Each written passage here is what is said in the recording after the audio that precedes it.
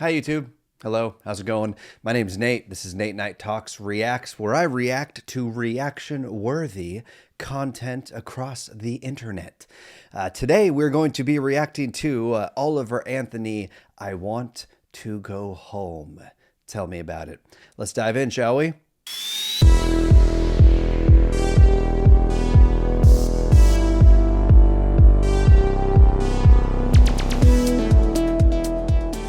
Before I get into my third ever reaction video, for those of you who watched the last video, you know that this part of the video is going to be where I react to the comments from the previous reaction video, letting you, the viewer, know that I read them and I do care. I just may not have the time to comment. However, my last video, I think, had a total of 4 views. Not really, but basically. So I was actually able to read the comments and respond to a couple of them. But then the song came out, and I'm like, well, I better just react to it right away. But nonetheless, if you did watch the last video, yeah, I think I might have gotten shadow banned again. Obviously, everything Tom MacDonald says is highly controversial, as is my take on many of those things and the deep dives that I do into the stuff that he was talking about. So it wouldn't surprise me if that video got shadow banned, but it could just be because nobody actually follows me yet. Maybe nobody likes you. It very well could be that, but I'd rather shift the blame on the algorithm. A lot easier that way. It makes me feel better about myself, you know? But I will dive into a couple of the comments that were there because one of them actually was a theme that was on the Oliver Anthony video prior, which was do not apologize for how long your videos are and how in-depth you go. Sorry. I'm deeply sorry. Sorry. I'm sorry. I shouldn't apologize for that. See what I did there? An apology with an apology. But no, you're right. I should not apologize for it. And I should not be comparing myself to how other reaction creators do their videos. It's how I do it. And I'm definitely a very in-depth person and enjoy to really dive deep into things and dissect them and discuss the greater meanings more in depth than the artist was able to in like a 3 to 4 minute song, because that's the whole point of that type of music, is that they're starting a conversation and they're doing it for the people who know, as well as the people who don't, in hopes that perhaps things like this will be able to trigger their curiosity or their own personal deep dives into this type of stuff. So I will refrain from apologizing for my long form reactions.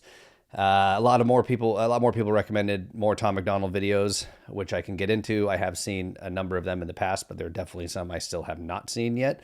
So maybe we could do that in the future. A number of people on both videos recommended Ren, I'm Ren or Hi Ren or something like that, I believe.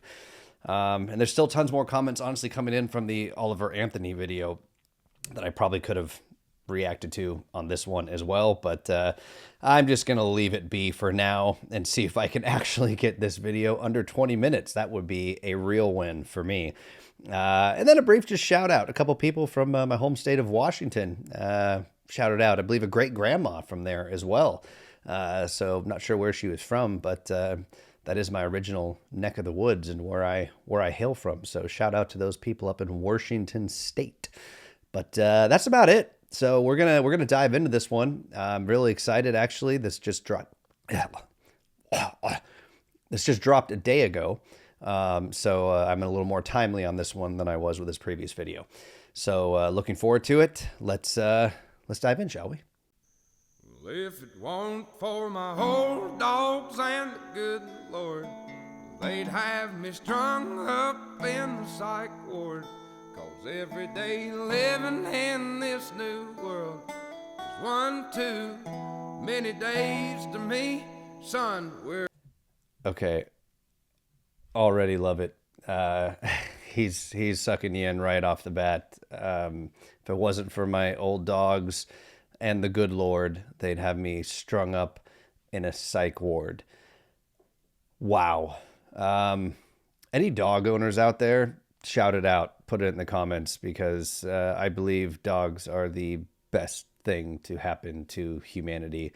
In many ways, we do not deserve that level of undying love, loyalty, compassion in a way, just no judgment. They're They're the best. They're absolutely the best, and I can attest that rhymed. I've had golden retrievers my whole life. My last one unfortunately passed away, but he was the best thing that ever happened to me.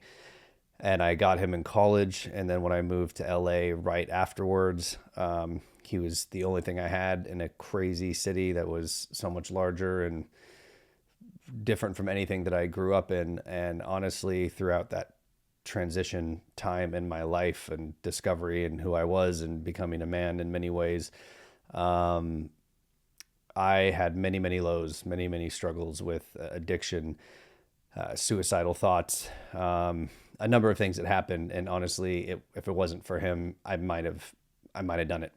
There was many, many lows, and it was his undying love and companionship that kept me going, because I couldn't imagine ever leaving him alone, or my family. Let's, be real, but we're talking about dogs here.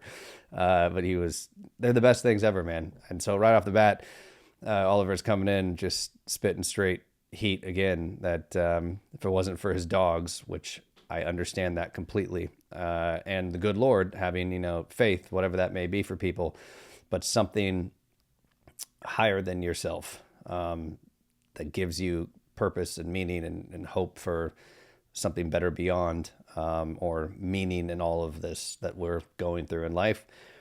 He'd end up in a psych ward or worse. And I 100% agree with that. I've been there. And once again, he's speaking to me. He's speaking to everybody.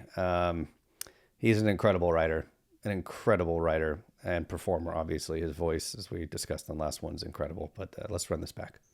Well, if it weren't for my old dogs and the good Lord, they'd have me strung up in the psych ward.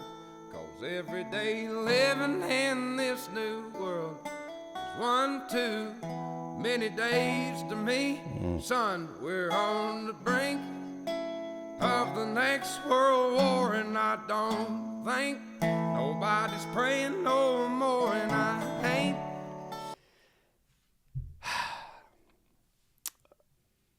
On the brink of the next world war. Now, it does feel like that in many ways. I think much of this is deliberate manipulation of the media, fear-mongering, warmongering, the military-industrial complex constantly trying to start conflicts to fund their greed, which has been the MO for quite some time now. And everything that we see going on in Ukraine and with Ukraine and Russia.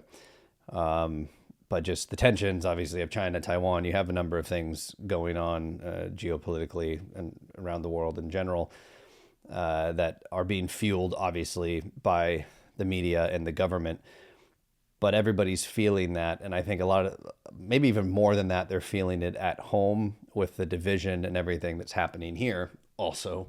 Artificial and being created by the powers that be and the media, deliberately fanning division and creating it where there isn't any, for people who in general just want to get along, and I think understand that despite any of our differences, we all are the same, but we're constantly being bombarded with that.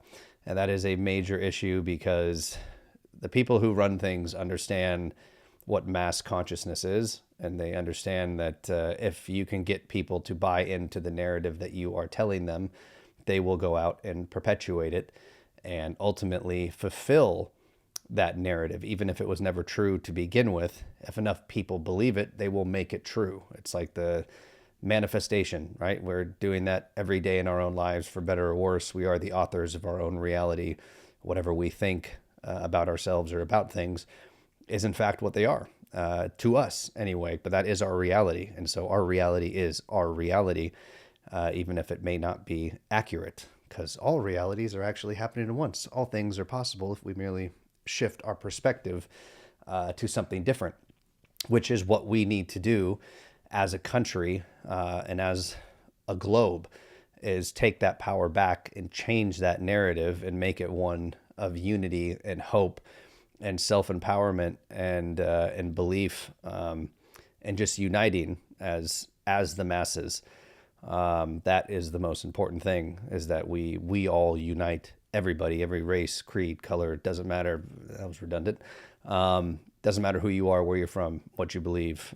Everybody needs to be uniting and coming together and overcoming essentially this programming and realizing that the things we are fed are affecting us and making us believe one way or the other.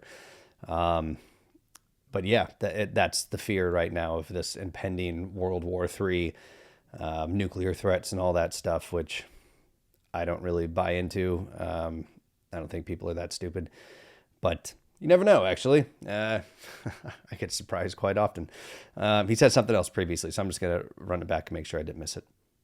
One too many days to me, son. We're on the brink of the next world war, and I don't think nobody's praying no more. And I ain't saying I know it for sure. I'm just down on my knees, begging the Lord to take me home. Brink of a world war, and I don't think people are praying no more. This has been the issue with the doing away with religion in many ways. And once again, it doesn't matter what you believe. There is power in faith in a higher power. It doesn't matter if you're just spiritual, whatever it is, if you have that grasp versus being some nihilist or atheist in general, where nothing means anything. If you're in that state of mind, you're far more susceptible to falling victim to any of these type of things or campaigns or whatever it may be. And many people, because of the framing of faith in general, certain ones in particular in our country, we've gone away from it. And it actually goes back to that idea of the power of mass consciousness and the power of prayer or meditation. Any of those things is that there are a number of studies that have done in the past. There's one in DC, a thing that happened in DC in the past when DC had the highest murder rate in the entire country. A number, I think it's like 5,000 monks, priests, pastors, like shamans, people from all various faiths around the world all came into DC in one summer when their crime sprees were at the highest, or the murder rate was at the highest. And for 2 weeks straight, I believe, correct me on the details on this, but you can look it up. They all basically prayed in like a gymnasium or some building for peace in the city. And the crime rate, I believe, dropped by 50% for the remainder of the summer or the following weeks or the time that they were doing it. It was some frame of time. It's been a while since I've heard the story, looked into it. But it goes to show that if a large enough group of people are on the same page and manifesting the same thing and believing the same thing and putting out positivity and unity and healing and however that may look, once again, whatever their walk of life may be, it doesn't matter. It is the united human consciousness. It is the mass consciousness that can literally shift the world on its axis.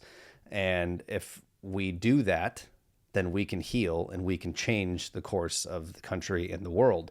But you have to get everybody back on board. You have to get people believing in something other than themselves or other than the media and the government or the corporations, whatever it is that they're consuming, or money. If we go back to the previous video, it's very, very true. And his point is very real. Like, people stop praying. They've stopped seeking any type of a higher power about, bigger than themselves or even their higher self in general. And that's a huge problem. And that leaves you powerless against the other forces that are at play in the world. And so that was huge. And, before that, he was just talking about not wanting to live anymore.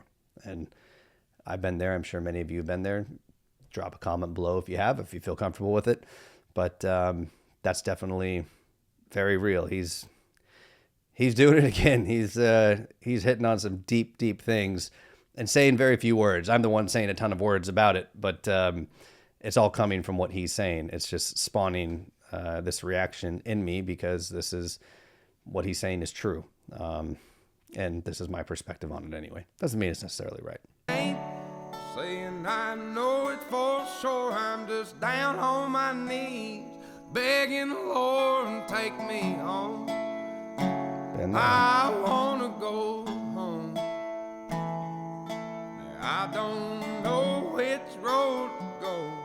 It's been so long. I just know I didn't used to wake up feeling this way, cussing myself every damn day. There's always some kind of bill to pay. People just doing what the rich man say. I wanna go home.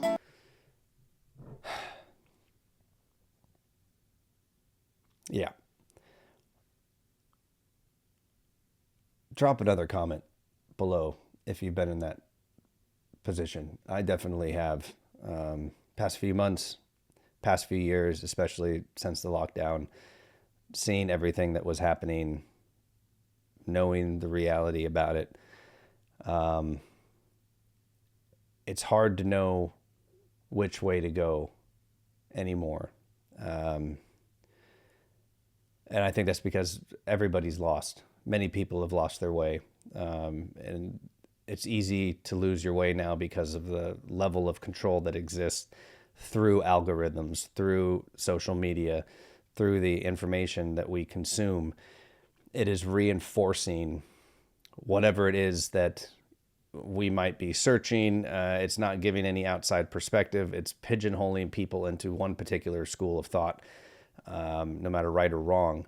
And they don't know how to get out of it. They don't also know what to do about any of this. There's a feeling of powerlessness going around. At least I've felt it. Because the people who do have that control, it's becoming more and more absolute unless it gets stopped. Whether it's through surveillance, through the manipulation of thought, through everything that is transpiring before our very eyes. And you have, the impending threat of CBDCs and social credit and things like that, that will really take this to a place that might not be able to be reversed, or will be really hard, or the cost will be really great. And people don't know what to do. They know things aren't right, and they're feeling paralyzed because of it. And maybe that's not necessarily what he's referring to in it, but that's what it, stirred in me, hearing that. And just kind of the begging pleas, as I'm sure many of us have been there, that like, God, just take me. I can't do this anymore. Like, I can't do it. Why am I here? What's the meaning of this? Even if we know it, it's easy to lose sight of that, right? Like, we can always forget the good times. We can always forget the adversities that we've overcome in life, because that's just what we do, which is why I encourage people to write those things down. Anytime you overcome something major in life, or you felt hopeless and there didn't seem like there was a way out, and then there was, and something came out of left field that you never could have imagined, because once again, it's not our path. It's the universe. It's God. It's whatever you believe to be. But ultimately, whatever it is that we're thinking about most or aiming for, we will inevitably get, for better or worse. But if you're focusing on positive things or goals that you have to know that the path to get there will not be your own. The destination, you'll get there if you want it bad enough and you're thinking bad enough or hard enough about it. But the path will never be what you think. And then we can get discouraged on that path and it feels hopeless. Just like everything happening now, this may not be what anybody wants. And the condition of the world, the state of it is not what anybody wants. But that doesn't mean it's the end. This is just the path. And I believe we will come out the other side better for it all. It's just how long do we have to suffer for that, and that comes down to us and a mass awakening and things like that. But man, I'm feeling what he's saying here. Let me run it back. I think I missed a couple things. I just know I didn't used to wake up feeling this way. Yep. Cussing myself every damn day. Yes. There's always some kind of bill to pay. People just doing what the rich man say. I wanna go home. Those dogs.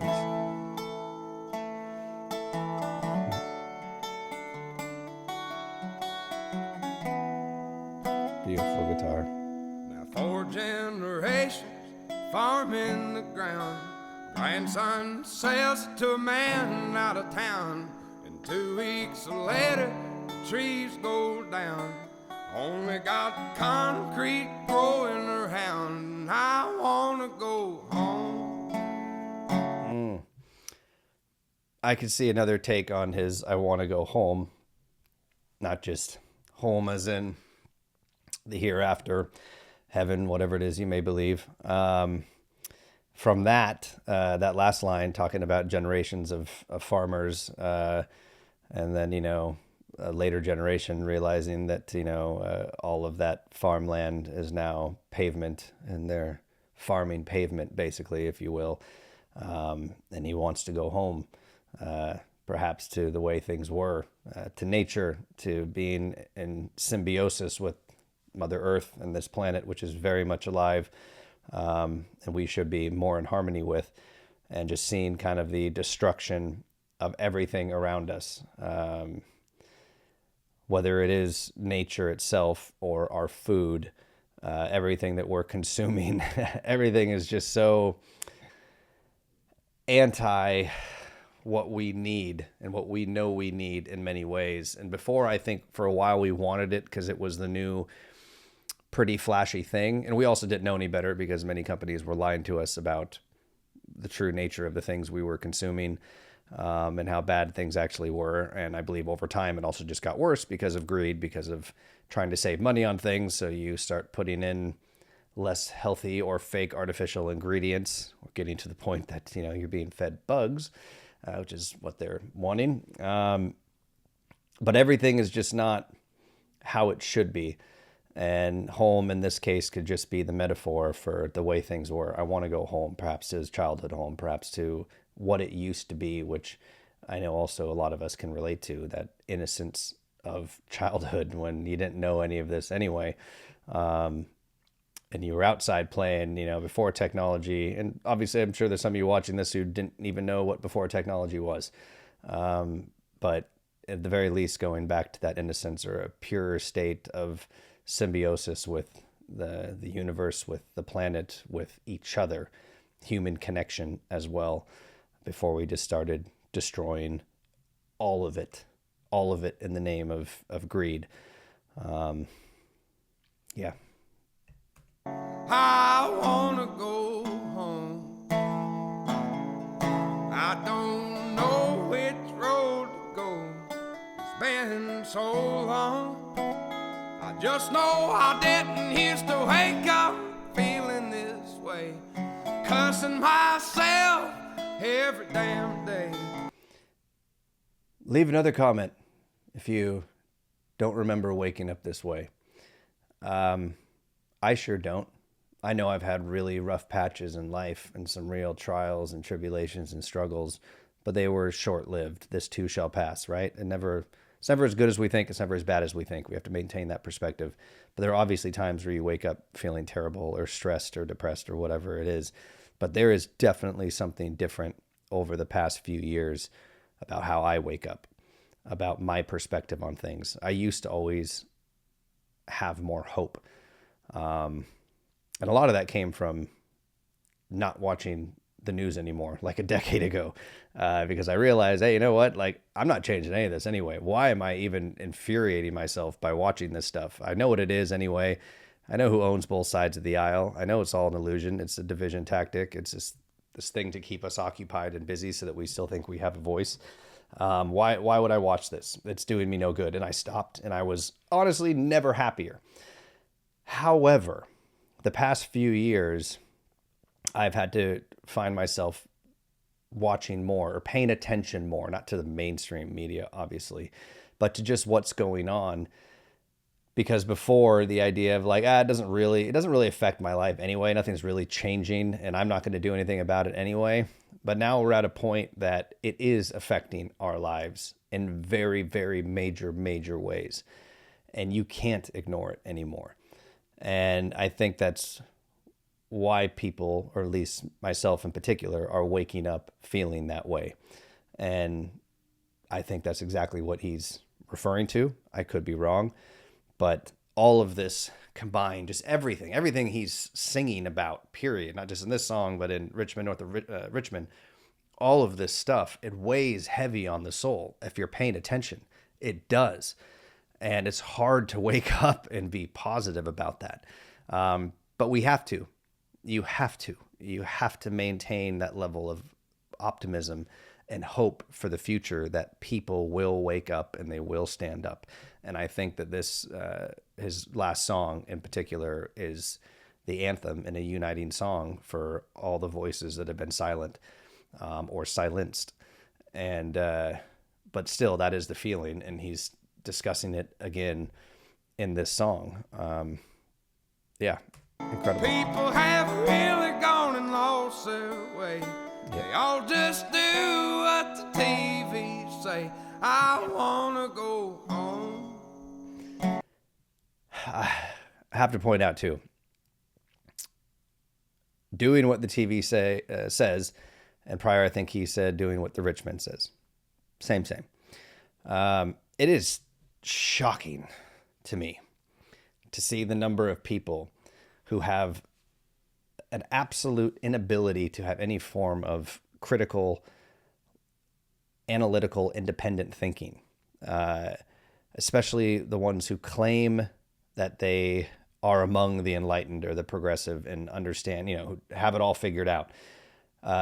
They're always the ones who just regurgitate a talking point from the mainstream media. That's it. There's no in-depth analysis. There's no reading any other counterpoint, actually reading a book, reading a document, a declassified file, the real story, the real notes. They're going strictly off of what a corporate captured, intelligence infiltrated mainstream media is telling them, and regurgitating a few words and spouting it all over social media and perpetuating misinformation, disinformation, or a lie further. And it's crazy to me. It is like absolutely crazy. And it happens on both sides. Don't get me wrong. It's on both sides of the aisle.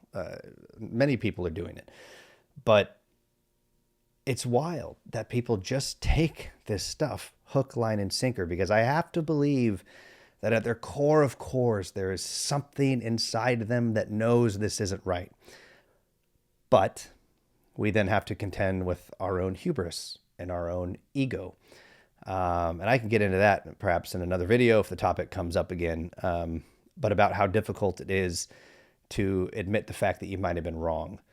And you have two choices when that happens. And I've had this happen a number of times in life, key points in life, to things that I dedicated my life to for a good part of it, that there was enough alternative information that poked holes in it. And I had the choice to either admit I was wrong, swallow my pride, and continue to research, learn, and grow, or double down on my ignorance. Double down on the fact that I didn't want to admit I was wrong and resort to name calling and things like that, which is all you ever see anymore for the people who don't actually do the critical thinking or really widely investigate all sides to get to the actual truth. Their pride won't let them. The arrogance won't let them. And so instead of doing that, it is easier just to double down on your ignorance and name call people or smear people. What else can I say, man? Oliver, you're a legend, man.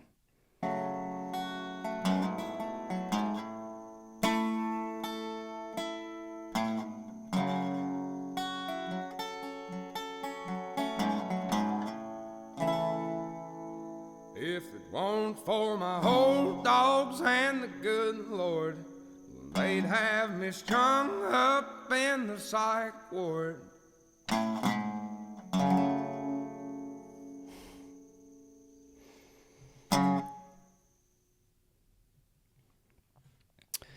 For what shall it profit a man if he shall gain the whole world and lose his soul? I believe that is a Bible verse, if I'm not mistaken. I was raised in a Christian upbringing, read the Bible a number of times. Not a religious person today, but definitely remember all of it. I believe, I'm not sure what book that's from. I want to say it's actually from my favorite book, in the Bible when I was younger, which was Ecclesiastes. And funny enough, that was actually, I saw his live performance that he did of Richmond, north of Richmond, after I did my reaction video. And he opened it by reading out of Ecclesiastes. And for those of you who might not be religious or familiar with it, it's basically a book written by Solomon, who is, I believe, the wealthiest king to ever rule the world, or the wealthiest human in human history, though that may have changed in our time now. But it is just full of laments, which kind of really did not surprise me that was the book he chose to read from, given Richmond, north of Richmond, and now seeing this song and seeing this verse at the end, because the message of it is, meaningless. It's all meaningless. Basically that, or it's all vanity. Like everything is dust in the wind. There's nothing new under the sun. We've done this before. We'll do it again. We keep making the same mistakes. We keep toiling with our labors in the field, to get, small food and then, die basically, or procreate and die and do it over and over and over again. Like it's all meaningless. And then he takes his own perspective on it, which is being the most wealthy, powerful human in history, who did everything because he had the power and the wealth to do it. So he gave in to every desire of the flesh, and still found, after doing all of that, women, drinking, everything, it didn't matter. He did it all just to see, and still found at the end of the day that it was all meaningless. It was all vanity. None of it meant anything, and you can't take any of it with you, and you're ultimately still empty at the end of the day, and you're not going to find meaning in anything in this life outside of, God, or outside of, in many ways, your family, your loved ones, things like that. And when I was like a teenager reading that, in puberty and insecurity and all this change and all that stuff, it resonated with me in my dark phase, and I was like, it is all meaningless. And but it's true. And it's very profound. And I think a lot of the scriptures from that have been quoted in countless songs throughout time. Because it is, everyone's heard there's nothing new under the sun. But it's not surprising that is seemingly the choice that he's going with. It kind of fits the theme of everything that he's sang about so far, at least in the two songs that I've listened to. I think it's kind of a perfect book because, the message really is, all that really matters is what you do in this life. You don't know what comes next, despite what your, religion or belief may be. Everybody has faith in something, right? We put our faith in something, typically what our parents put their faith in. And that gives us hope. Whatever gives you hope and satisfies the question of what comes next, that's what we do. And it's good. It's a good thing to do. But at the end of the day, you don't know. And so what do you know is this life. That's all you know is what you have now, this moment. And what are you going to do with that? How are you going to find meaning in that? And the meaning in that typically is going to come from how you treat others, how you treat your family, your loved ones, your spouse, your significant others, your relationship with God, source, the universe, whatever it is for you. Basically, what would people say at your funeral? More or less. You can't take anything with you. And if your whole life was hell-bent on all of the, vain, superficial things that don't mean anything that you can't take with you, not much will be said. But if you spent your life as a good person who gave love and compassion to your fellow brothers and sisters of the world, not just people but the people you come in contact with, and you did good and you actively put that out in the universe, it will make an impact and you will be remembered. And people will have good things to say about you. You get what you give. It is the law of the universe, whether you call it karma, the law of attraction. You are what you think about most, and you are what you put out. And so keeping that in mind in this life, that it is all this is all we have for sure right now, you better make the most of it. Get out of toxic relationships, get out of toxic work environments, take the chance to be happy and enjoy life, travel, live, love, be good to people, treat people how you want to be treated, And if we all start doing that, we can really, really unite as one and overcome the programming that is coming down from above, that is trying to do the exact opposite of that. And so I guess that's the final thought. I don't know if there's anything else in the video. Let me just see. I see a little bit left. It's just the Doog just sitting there. There's a pointy ears. Yeah. Yeah. So, final thoughts. Another banger. Oliver Anthony, you are the truth, and we are all grateful for what you've done. Don't lose your way. I know you're not. I've heard you turn down $8 million record deal. Do not sign over to that industry. They will silence you and they will rob you of any and all creativity and voice and message that you have. Tom McDonald didn't. He's made a huge impact, done it all on his own. Obviously, it's a harder road to walk, but with somebody who has a message and something to say that has resonated with the world, it is important that you continue to stay true to that. And I know that you are and that you will. But we're all grateful for you. The song was incredible, and excited to see what you got in store for us and what's coming next. So thank you, Mr. Anthony. And thank you all of you for watching. Please like, comment, subscribe, share. Check out the last video because I'm sure it got shadow banned. I mean, I can't believe that it's because I'm just not known on here. But either way, thank you all so much for tuning in and checking it out and supporting this new channel and new endeavor. And I look forward to seeing you on the next one. Have a great night or day or morning.